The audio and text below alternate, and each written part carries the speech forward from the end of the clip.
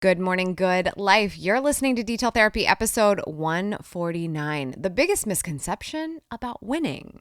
There's a cliche phrase that everyone loves to say, but it might be confusing some people about what it means to achieve their goals. I want to talk about that today so we can set the record straight and make sure you're clear on how to win in your own life. She's an award-winning YouTuber and best-selling author obsessed with helping you go after the life you want. I like it. Join her as she seeks out the stories and strategies Give me every little detail of extraordinary people who found success. I'm going to get emotional. Oh my God. Welcome to Detail Therapy with Amy Landino.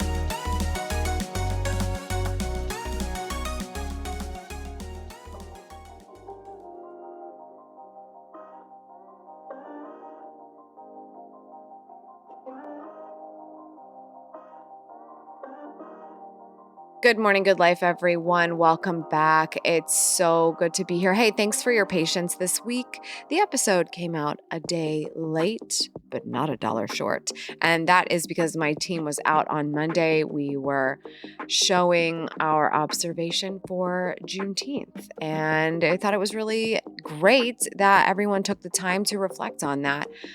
Something that we've been talking a lot more about in these last couple of years. And one way that I am implementing in my business, a way of educating my team on some of the really important worldly issues that we need to consider in our work and in our lives. So we were a little late this week, but we're here now. And I have a lot to say about this topic. I kind of got fired up about it this week. And I was like, if I'm fired up, you know where I got to go. I got to go to Detail Therapy. We got to go to Detail Therapy Town and talk it out. So if you're winning at anything in your life or hoping to win at anything in your life, then I think this is going to be an interesting conversation that you're going to enjoy and share with all of your friends, as so many of you do for this wonderful show. We are just rising up in the charts. It's so fun to watch. Sometimes I forget and I'm like, yeah, it's just me and my friends over at Detail Therapy. And then I'm like, oh my gosh, like we really are helping a lot of people according to how well this podcast is doing. Amazing. I love it so much. So thank you so much for your support. You know, speaking of which, if you're new here, hello, my name is Amy Landino and I will be your host. I'm the founder of GATLU, which stands for Go After the Life You Want. We create resources for ambitious professionals who are ready to unleash their power, get unstuck, and create the life of their dreams. If you head over to gatlu.com, you're going to find all kinds of stuff from us, including the show notes for this podcast. And if you're up for some daily motivation, be sure to join our premium community, which is called Shine Squad. And you'll get a 5-minute burst of energy every day in the form of a daily podcast. So lots of good stuff to check out. Hey, I want to hear from you before we dive into this topic. I want you to take a screenshot. Let me know you're watching this show because you guys, so many of you have been doing this and blowing up my DMs. It's so fun. You can DM me the screenshot, post it to your stories if that serves you in your community. That's fabulous. Just answer me this question. What does winning mean to you? What does winning mean to you? And it could just be one word. It could just be one word. And I'll share a little bit more about what I think about that later in the show. The reason why I kind of got fired up about this, and I wanted to talk to you today about what the biggest misconception is I'm rereading an excellent book by an excellent author, and that is Tim Grover's Winning. You might have seen Tim Grover's first book a few years back. It was called Relentless. Both of them massive bestsellers, both of them a fabulous slap in the face. I highly recommend them. Tim Grover is a coach for some of the greatest athletes of all time, including Michael Jordan, Kobe Bryant, and so many more. So he really speaks from deep experience about winning and what it really takes. So check out the book. It's honestly, if you need a rude awakening, it's wonderful for that. But there's one aspect of the book, and actually I think it was in the last chapter because he was so fired up about it. that he dedicated an entire chapter to this. And this is that cliche phrase that you hear people say all of the time. And he shares that in this passage of the book. Tim says, one of the worst motivational expressions ever, showing up is half the battle. No, showing up is none of the battle. If it's a battle for you to just show up, you are so far from winning, you won't find it with GPS and a team of hunting dogs. Like I said, rude awakening. He really tells it like it is. And I love that he says this because let me tell you my experience lately, the last number of years. It has been the oddest experience for me to be in the business of digital content and social media because I find myself constantly at odds with myself. Like I'm making things all the time. I'm creating all the time. I'm writing all the time. I'm also a speaker and an author. So a lot of these things go into different areas, different avenues. I come up with ideas and I go, should this be a video on YouTube? Should this be a TikTok? Should this be a podcast? Should this be a blog post? Should it be a newsletter? I mean, like there's so many different options. And it's like, just what do you do with your ideas and where do you put them? But also, sharing your experience is really, really, really important. But when my day to day experience is waking up and experiencing life and then interpreting that experience into advice and ideas and lists and tips and motivation in the form of content, I don't always have time to post my experience because my experience is usually just like sitting in meditation and thinking and and strategizing and talking to other people and just trying to get their take on it. It's not always something that shows up on social media. However, I'm showing up on social media all the time and that really is my work. Now, the flip side of that is what I think is interesting and what kind of dinged in my head when I reread this from Tim. And, like he said, showing up is not half the battle. If you're just showing up, what's happening? Like, what else is going on? And what are you lying to yourself about? And I think we see often online, and many of us grapple with what we see often online, is what we misperceive as this great success or these people who are getting it right or those who are able to manage their time perfectly or show up for their promises to themselves perfectly all the time. And it looks like, hey, here's a selfie of me in the office. Hey, here is a mirror selfie of me getting to the gym. Hey, here's a photo of my watch at 4 a.m. I woke up and I started the day. And that is what I am interpreting from Tim here when he says showing up is not half the battle. Just because you showed up at 4 a.m. or at the gym or to the office and posted a photo of it does not prove that you're making real progress in your life. And that is why I find myself like, no, I'm not going to post a selfie of me doing the work right now because I would rather show the work when it's complete. And so I go back and forth between these states, but I think there is such a huge misconception about this that you're winning if you at least prove that you've started. Let me tip you off onto something. Starting is a big deal and doing the what makes sense for you right now and the step that can be possible for you right now, and even if it's a baby step and that's a big win for you right now, is awesome. But the fact that you posted about it is not necessarily the progress that you're looking for, and you need to be super honest with yourself about what is real and what isn't. So at the end of the week, if you say, hey, I posted of myself at the gym. I posted myself on social media at the gym every day at the same time. Cool. I showed up. I got there. And that's a big win in a lot of ways.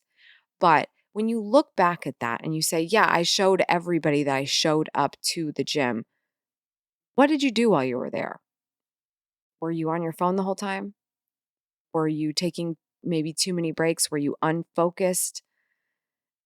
That's what I'm talking about. Like, it's great if you want to document the fact that you're making this progress, but do not confuse yourself with the fact that that documentation is not the progress. And you don't want to look back at what you've been sharing with the world and feel like an imposter, self inflicted. Okay, yeah, I showed up every single day, but how am I actually feeling about what I did? How much time did I spend? Um, what did I do to derail myself outside of that? We have to be honest. What is real and what is fake? Because if we just have a bunch of photos and let's say we did not do what we really could have done in those moments, we didn't go all the way, we didn't stay focused, we got distracted, we stopped when we could have kept going, then what we're sharing out there is fake. It's not real. So I think this is such an amazing point from this book because if we keep telling ourselves showing up is half the battle, we're sadly mistaken and we don't understand what the battle actually really entails. And you got to keep going if you want that win. And you have to be really, really clear with yourself. What does winning actually look like? What does winning mean to me? And what is it that I am hoping to achieve? I actually ended up tweeting about this because I was so like heated in the moment. And it was like showing up is not half the battle. These days, showing up is simply an excuse to post on social media. The entire battle is hard and unsexy. If you're fighting and focused, you've probably forgotten to post anything about it at all. And I got some feedback on that. And one piece of feedback was that I'm thinking like a boomer. I'm thinking like a boomer. And I tried to expand on what that actually meant. But from what I can gather, there is also a misconception in the world right now that if someone is saying that things are harder than they may appear, objects are closer than they appear or further away. I don't. What is the saying that's on the rearview mirror? I can't remember. Probably should know that information, but I don't. What we are perceiving as, oh, you're just barking about work. No, no, I'm just saying don't get confused. Do not be confused about what the actual situation is. I want you to be super clear on it so that you can be honest with yourself that you've made the progress and that you're getting closer to where you want to be and that you're not rationalizing what's going on. I will give you another example. I think that it's very interesting to me what I have witnessed as a digital creator, coach, and course teacher, somebody who creates online content and shares it so that people can buy it and learn something easily and quickly. I thought it was the greatest thing that was ever invented, this idea of internet courses and how we could just quickly learn from somebody who knew what was going on. It's amazing, right? But what happens when you buy a course and you don't take it? Or maybe you take it and you're in the midst of maybe a live stream or you're watching a recording and you're taking a bunch of notes. And that is a little bit of progress. That is a little bit of the journey. That is a little bit of moving you closer to the win, unless you do nothing with it. How often are you purchasing an online information product and saying that I'm making progress closer to my goal because I'm taking this course? And then later doing nothing, taking nothing that you learned from it, implementing none of the work, knowing all of it, and happily sharing it with everyone that you do know it, but not taking action in the way that you've been instructed. All you've done is throw money at a problem and not actually used the information you've gleaned from that financial transaction to solve it. And I don't want that for anyone. Newsflash, we're in an information overload. The world is saturated. You can find so many things online for free. And you can also buy an information product from somebody you know, like, and trust. And they are going to teach you everything they know. And you want that information directly from them in the perfect box that they've made it for you. But If you think that making that decision and then not taking the advice is progress in this journey, is part of your battle, it's not. You just continue to postpone the time. You procrastinated getting closer. Now, that being said, I think it's very important to buy these things sometimes. It depends on what it is. It depends on what your needs are. And it depends on if you're actually going to do something about it. But when you buy something, it says something about your priorities, and that's big. And my friend Chris Ducker said this to me the other day. Chris Ducker is a genius in the world of business advice and has certainly created a few courses in his time and is a coach. And he said, those people who pay attention. I don't know if he made that up, but he may have gotten it from someone. But he said that to me, and I was like, I like that. That is very true, because when you have skin in the game, you pay attention. But make sure you make the most of that skin in the game, okay? And don't trick yourself into thinking taking the course is a substantial portion of that battle. You have to implement what you know. You have to take specific steps. You have to make challenging decisions, especially if somebody who's an expert is trying to tell you what's a good idea and you decide for yourself, I trust them and I've thought about it and it is a very good idea for me. If that has happened, it's time to move your butt. Make it happen. Do the thing. This is just so important that we need to rectify this. It's not about no one's working hard enough today. Like that Kim K crap is just ridiculous. We are having a moment where we are reprioritizing in our lives, and I think we should be. I think we need to think differently about how we work and what's important to us, and that we don't need the Lamborghini and we don't need the fancy purse if it doesn't actually satisfy us, because we actually do know what we would enjoy. More time with our friends, more time with our family, more time traveling the world and experiencing things, and less time worrying about what everyone else thinks about it. If you honestly think that you're going to make a change in your life because a part of the equation is posting it on social as you're doing it, you could be right. It could be how you're held accountable. But if you think it is a given, if you think it's the only way, you're wrong, because most of the people who are getting things done that they care about, that they want to happen in their lives, no matter what the workload looks like and how much work ethic they have, they're head down and doing it. That's it. It doesn't matter if they clock in from 9 to 5. That could be perfectly sufficient. But when they're doing it, they're head down and then they're moving on to the next thing. So all this to say, what does winning mean to you? Because to me, winning is exhausting. Winning is sometimes really annoying. Winning is isolating. It's so hard. And so I think we should really be reassessing what we think winning looks like if part of it is sunshine, rainbows, and unicorns, because there's a good chance we're on the wrong track if that's the case. I'm not saying don't celebrate your wins. You should absolutely celebrate. You should absolutely celebrate, because when we hit a goal, we have a goal, we hit a goal, and we're so thrilled about it, we should be able to sit in that, because if we're never happy or satisfied or feel that fulfillment of the fact that we busted our butt to get to where we are, what's it all for, right? It's not just about the journey. We have to enjoy the journey. We have to be able to understand why we're doing it, so that even when it's hard, we push and we push.